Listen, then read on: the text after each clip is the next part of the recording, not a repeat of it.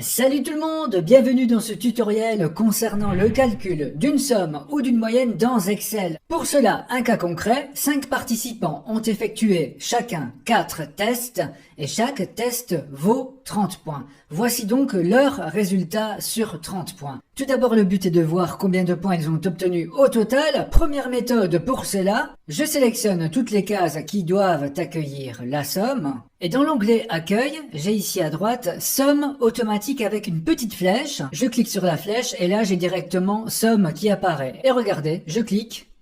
Et c'est déjà fait, la somme est calculée pour chacun. Nous retrouvons d'ailleurs ce bouton Somme automatique dans l'onglet Formule, il est ici. Ici c'est un cas facile car les totaux se trouvent juste en dessous des résultats, ce qui permet à Excel de facilement les reconnaître.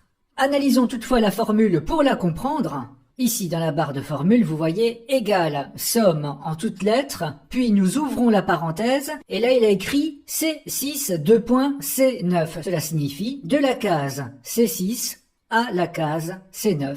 Et puis la parenthèse est fermée. Imaginons donc un autre cas, si j'avais dû calculer seulement le total du test 1 et du test 4, qui ne sont donc pas les uns en dessous des autres, dans ce cas-là, je vais le faire ici, égal somme, j'ouvre la parenthèse, je vais cliquer sur la case du test 1, et là pour dire et une autre case, ce ne seront pas les deux points, mais le point virgule. Et là je vais mettre point virgule, C9, je ferme la parenthèse, et là 42 correspond bien à 26 plus 16.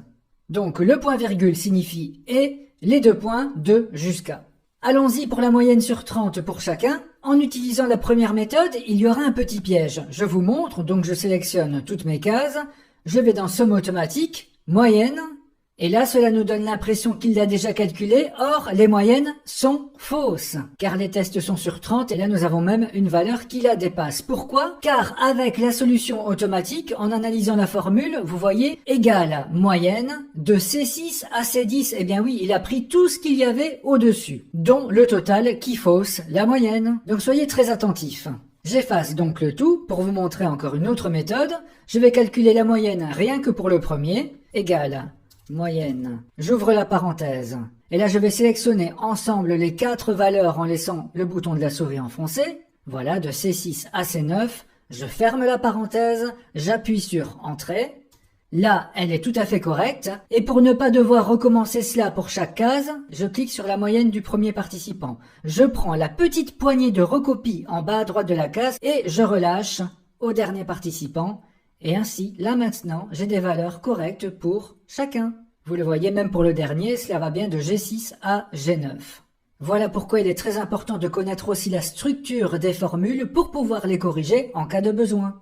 Petite parenthèse en utilisant la poignée de recopie, s'il met les mêmes valeurs à chacun, alors dans ce cas-là, allez dans Formule et dans Options de calcul, activez bien Automatique. Alors comme vous le voyez, pour la somme et la moyenne, les formules sont très simples puisqu'elles s'appellent somme et moyenne. Mais ce n'est pas le cas pour toutes les fonctions. Je vous invite donc à aller voir l'onglet Formules où là vous avez différentes catégories qui montrent la plupart des formules disponibles dans Excel. Notamment pour le côté financier, tout ce qui concerne le calendrier, date, heure, minute, mais également pour tous ceux qui ont besoin des maths et de la trigonométrie, là vous pouvez voir plein de formules. Et j'aime souvent montrer pi, où là la formule est très simple, pi avec une parenthèse vide à côté, qui renvoie la valeur de pi jusqu'à 15 décimales. Testons cela, égale pi, parenthèse ouverte, parenthèse fermée, entrée, et si j'agrandis la case, eh bien voilà la valeur de pi.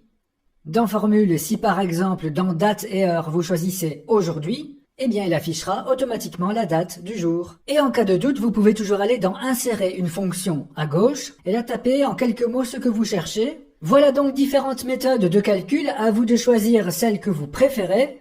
Merci de cliquer sur j'aime si cela vous a plu et à très bientôt.